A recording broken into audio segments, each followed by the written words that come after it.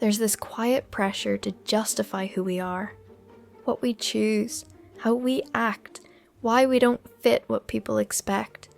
But the truth is, people don't actually want an explanation. They want you to match whatever version of you they made up in their head. And suddenly, you're defending choices in a life they're not even living. So when I say, just judge me, explaining myself is too much work, I mean it. I'm done performing. And the crazy part is that this attitude isn't new. Camus had it, and also Nietzsche had it. Not because these writers were walking around saying, don't explain yourself, but because of the way they saw life. Camus looked at the world and said, yeah, life doesn't always make sense. It's messy, unfair, unpredictable. So stop exhausting yourself trying to make it all add up for everyone else. For Nietzsche, it was quite similar. He believed the individual, you, should build your own path, not shrink or twist yourself to fit someone else's story. So their ideas kind of land you in the same place. Live honestly, stop performing, and don't hand your self-worth to an audience. Pourtant, moi, j'ai plutôt l'impression qu'il faut être fort et heureux. People love calling Camus unbothered or nonchalant, but the truth is deeper. He wasn't cold, he just saw life honestly. Camus believed we're all living with this gap, the life we want versus the life we actually get. That's what he called the absurd, and once you realize that life won't always give you clear answers, fair outcomes, or perfect explanations, you naturally stop begging people to understand you, because honestly, half the time you don't even understand everything yourself. The absurd shows up everywhere. You do everything right at school, still don't get the grade. You work very hard. Someone else gets the praise. You try to be a good friend. They leave anyway. You explain your point of view to your family. They still don't get it. And during moments like these, Camus wrote something that fits perfectly. In the midst of winter, I found there was within me an invincible summer, which basically means I'm choosing my own light even when the world is cold. Another quote often linked to his philosophy is, I would rather live my life as if it has meaning than explain it. And that's the whole point. Live, don't justify. If Camus frees you from explanation, Nietzsche frees you from imitation.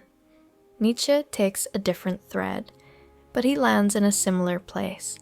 Where Camus wrestles with life's meaninglessness, Nietzsche challenges us to become the authors of our own lives.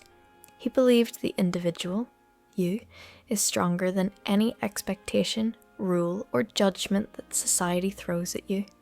For Nietzsche, the goal isn't just surviving life's absurdity, it's rising above it, creating your own values and shaping your life around what feels meaningful to you, not what everyone else thinks it should be.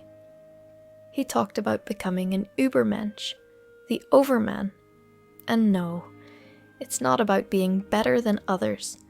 It's about being true to yourself, improving on who you were yesterday, and making choices that align with your life, not the crowd. Of course, living this way isn't always easy. For instance, with your surrounding, you stick to your perspective, even when it clashes with theirs. They might push back, criticize, or guilt trip you, but you don't owe anyone justification for living your life. Nietzsche would say, let them judge. They're not writing your story, you are. Their approval isn't required. Their understanding isn't required. Your life is yours to shape, however messy, unconventional, or imperfect it gets. Explaining yourself feels innocent, but it has a price. You start shaping your choices to avoid judgment instead of following your own truth. You drain your energy trying to convince people who were never really trying to understand you. You start doubting yourself, overthinking every move, letting other people's expectations steer your life. You lose that quiet confidence that comes from being aligned with yourself. That inner sense of, I know who I am. And over time, it burns you out emotionally, makes you feel stuck, and stops you from trying new things or following your passions. So how do you stop draining yourself by explaining everything? It starts with letting go of the need to be understood. Not everyone will get you, and that's okay. Your value, your choices, your life, they don't need someone else's approval to be real. Letting go doesn't mean you stop caring. It doesn't mean you stop communicating or connecting. It means you stop handing over your peace to people who were never going to understand anyway. And here's the payoff. You start living in alignment with yourself. Your energy goes toward the things that actually matter. You regain that quiet confidence, the freedom to act, decide, and live without constantly performing for others. In short, you stop justifying. You start being.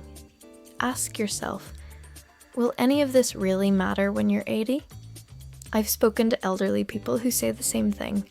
They wish they had lived the life they truly wanted, not the one shaped by expectations from society, family, or culture. Is it really that deep, though? It's up to you to decide what is worth it and what isn't worth it in your life, twin.